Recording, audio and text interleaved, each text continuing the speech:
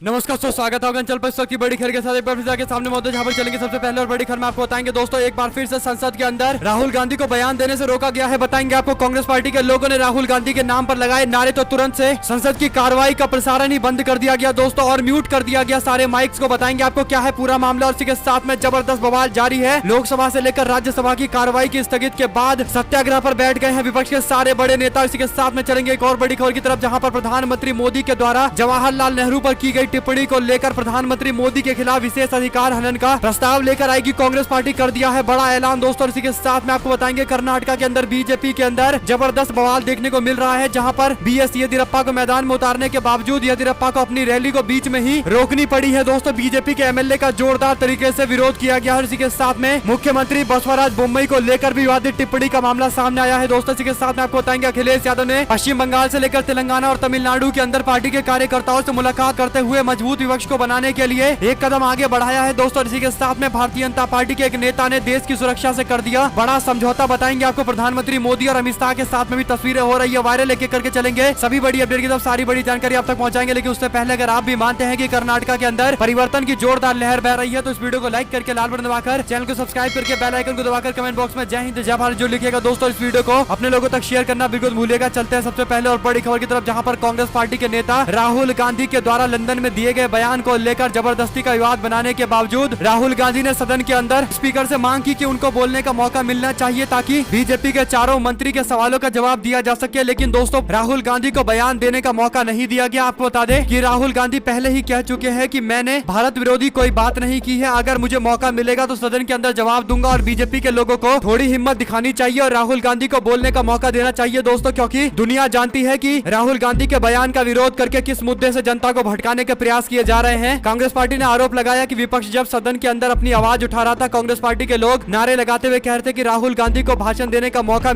मिले, राहुल जी को बोलने दो के नारे लग रहे थे। तो उसी वक्त स्पीकर ओम बिरला मुस्कुराए और लाइव प्रसारण से अचानक से माइक की आवाज बंद हो गई दोस्तों, यानी संसद का कार्यक्रम म्यूट हो गया, कोई आवाज सुनाई नहीं दे रही थी। आपको बता दें कि कांग्रेस पार्टी ने कहा कि प्रधानमंत्री मोदी के मित्र के लिए सदन को म्यूट किया गया है। कांग्रेस पार्टी ने पूछा कि क्या ये लोकतंत्र है, पहले माइक को ऑफ कर दिया जाता है और आज सदन की कार्रवाई को ही म्यूट कर दिया गया है। प्रधानमंत्री मोदी के मित्र के लिए संसद को म्यूट कर दिया गया है। कांग्रेस पार्टी की ओर से बड़े गंभीर आरोप लगाए गए हैं दोस्तों। आपको बता दें कि भूपेश बघेल की ओर से भी ट्वीट करते हुए कहा गया कि वे परेशान थे कि राहुल गांधी जी ने क्यों कहा कि विपक्षी सदस्यों के माइक बंद कर दिए जाते हैं, आज तो लोकसभा को ही म्यूट कर दिया गया और क्या सबूत चाहिए, ना बोलूंगा ना बोलने दूंगा। यानी दोस्तों राहुल गांधी ने 100% सही बात कही थी कि म्यूट करके विपक्ष के लोगों को बोलने नहीं दिया जाता है, लोकतंत्र का पूरी तरीके से हनन किया जाता है, और ऐसा ही बीते दिन भी देखने को मिला। इसके बाद विपक्ष के सारे नेता लोकसभा और राज्यसभा की कार्रवाई स्थगित होने के बाद विरोध करने के लिए पहुंच गए दोस्तों। सोनिया गांधी, राहुल गांधी और कांग्रेस पार्टी के अन्य बड़े नेताओं के साथ में विपक्ष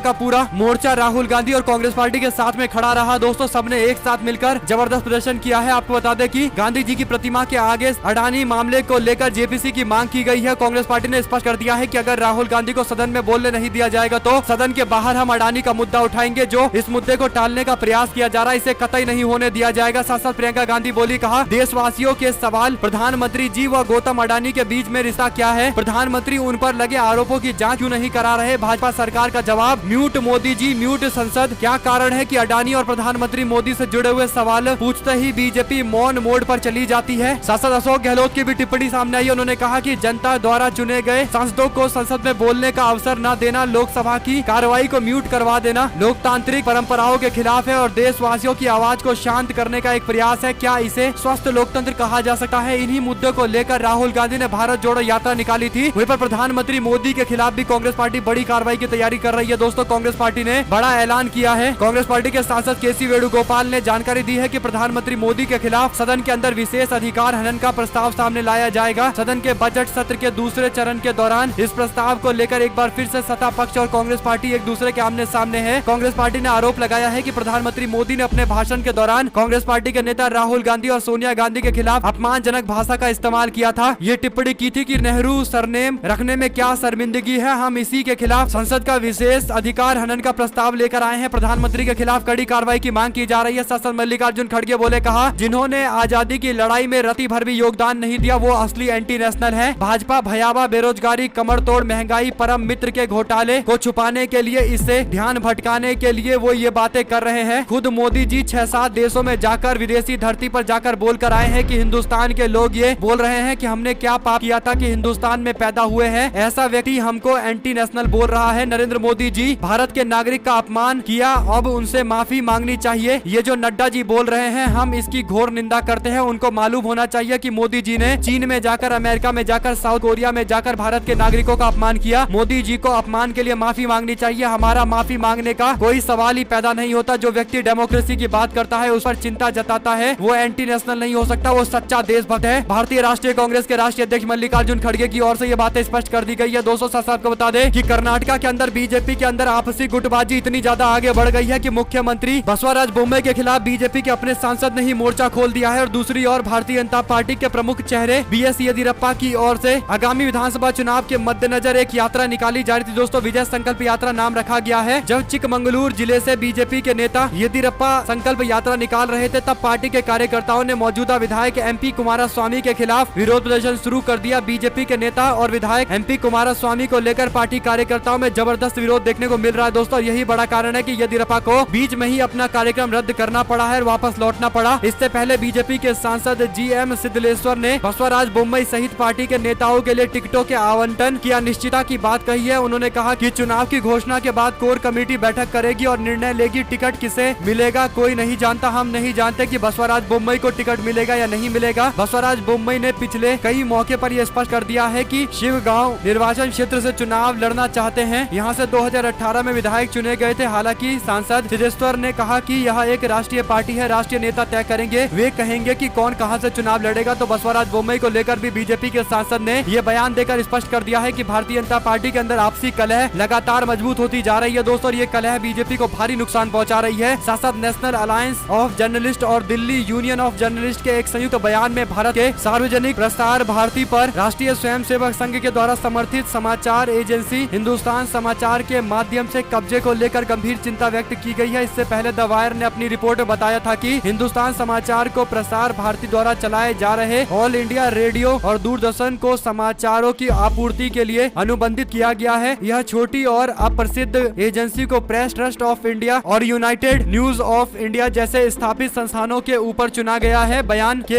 एनएजे और डीयूजे ने कहा कि यह कदम सत्ता पक्ष के हिसाब से भारत के अंदर खबरों के भगवाकरण को करेगा और तटस्थ तथा स्वतंत्र पत्रकारिता को खत्म कर देगा। हिंदुस्तान समाचार की शुरुआत 1948 में आरएसएस के विचारधारा के पक्ष में सहमति बनाने के लिए हुआ था, जो वर्तमान में सत्तारूढ़ व्यवस्था में हावी है। पत्रकार संगठन ने बयान देते हुए दोस्तों देश के अंदर हो रही इस तरीके की चीजों को लेकर विरोध जाहिर किया है। साथ आपको बता दें कि अखिलेश यादव कोलकाता पहुंचे थे। पार्टी के नेताओं और कार्यकर्ताओं से उनकी मुलाकात हुई है। उन्होंने कोलकाता में समाजवादी पार्टी के कार्यकर्ताओं के सम्मेलन को संबोधित करते हुए चुनाव के लिए तैयार रहने के लिए कहा है। मुलायम सिंह यादव के निधन के बाद से समाजवादी पार्टी लोकसभा चुनाव में पहली बार मैदान में उतरने जा रही है। दोस्तों अखिलेश यादव इस समय कांग्रेस पार्टी को छोड़कर अन्य विपक्षी दलों से लगातार मुलाकात कर रहे हैं और बीजेपी के खिलाफ एक मजबूत विपक्ष बनाने की तैयारी कर रहे हैं। अखिलेश यादव ने तय किया है कि इस बार भी राष्ट्रीय कार्यकारिणी की बैठक कोलकाता में ही हो। क्या पता वहीं से समाजवादी पार्टी के लिए अच्छे दिन आ जाए। कोलकाता में इस बैठक को करने के पीछे बड़ी वजह बंगाल की मुख्यमंत्री ममता बनर्जी है। देर शाम अखिलेश यादव और ममता बनर्जी के बीच मुलाकात भी हुई है। दोस्तों दोनों नेताओं में एक बात को लेकर सहमति है कि कांग्रेस से किसी भी तरीके का कोई गठबंधन नहीं होगा। समाजवादी पार्टी के अध्यक्ष अखिलेश यादव इन दिनों अलग अलग कार्यक्रम के बहाने गैर कांग्रेसी विपक्षी नेताओं के साथ लगातार मुलाकातें कर रहे हैं। तेलंगाना के मुख्यमंत्री के चंद्रशेखर राव के साथ भी उनकी बैठकें चल रही है और तमिलनाडु के मुख्यमंत्री एम.के. स्टालिन भी कांग्रेस पार्टी से इतर अन्य पार्टी के लोगों से भी बातचीत कर रहे हैं। दोस्तों वहीं पर वरुण गांधी ने मोदी सरकार के प्रदर्शन पर बोलने से मना कर दिया है। आपको बता दें कि ऑक्सफोर्ड यूनिवर्सिटी के निमंत्रण को अस्वीकार किया गया है। दोस्तों दरअसल देश के कई ज्वलंत मुद्दों पर अपनी सरकार को घेरने वाले बीजेपी के सांसद वरुण गांधी ने ब्रिटेन की ऑक्सफोर्ड यूनिवर्सिटी के निमंत्रण को अस्वीकार कर दिया है। वरुण को यूनिवर्सिटी की तरफ से मोदी सरकार के प्रदर्शन पर बोलने के लिए निमंत्रित किया गया था। साथ साथ दोस्तों मोदी जी के अनमोल रत्नों से जुड़ी हुई दो बड़ी खबर। आम आदमी पार्टी ने बीजेपी के नेता को लेकर बड़ा खुलासा किया है। दोस्तों बीजेपी के नेता बालेश्वर धनकर ने ऑस्ट्रेलिया में कई लड़कियों से रेप किया, इस तरीके के आरोप लगाए गए हैं। वहीं पर दूसरी बड़ी खबर में बताया गया है कि प्रधानमंत्री मोदी को बेवकूफ बना प्रधानमंत्री ऑफिस का ऑफिसर बताकर किरण पटेल ने कश्मीर में भारत की सुरक्षा में जबरदस्त सेंध लगाई है। देश का पीएम पढ़ा लिखा होता तो भारत शर्मसार नहीं होता। आम आदमी पार्टी की ओर से ये निशाना साधा गया है। दोस्तों वहीं पर विपक्ष की आवाज को दबाने की कोशिश कर रही है बीजेपी, इसलिए लोकसभा में ऑडियो म्यूट किया गया कांग्रेस पार्टी के आरोप पर भारतीय जनता पार्टी की ओर से। हालांकि कोई जवाब सामने नहीं आया। दोस्तों वहीं पर कर्नाटका के अंदर हेट स्पीच के मामले पर श्री राम सेना के नेता दोषी करार दिए गए हैं। कोर्ट जल्द करेगी सजा का ऐलान। आपको बता दें कि सिद्ध सिद्धलिंग स्वामी ने 2015 में 2 जनवरी को एक यादगीर में विश्व हिंदू परिषद के एक कार्यक्रम के दौरान भड़काऊ भाषण दिया था। पुलिस ने उनके खिलाफ धर्म, जाति, जन्म स्थान, निवास और दुर्भावना के आधार पर विभिन्न समूहों के बीच में दुश्मनी को बढ़ावा देने का मामला दर्ज किया और इस मामले पर अब जल्द कार्रवाई की जा सकती है। दोस्तों दोषी पाया गया है, देखते हैं क्या सजा सुनाई जाएगी। ऐसे में अगर आप लोग को एक भी खबर अच्छी लगी हो तो इस वीडियो को लाइक करके लाल बटन दबाकर चैनल को सब्सक्राइब करके बेल आइकन को दबाकर कमेंट बॉक्स में जय हिंद जय भारत जो लिखेगा। जुड़े दोस्तों का बहुत बहुत धन्यवाद। देख रहे थे आप अपने चैनल जय हिंद जय भारत बहुत बहुत धन्यवाद दोस्तों।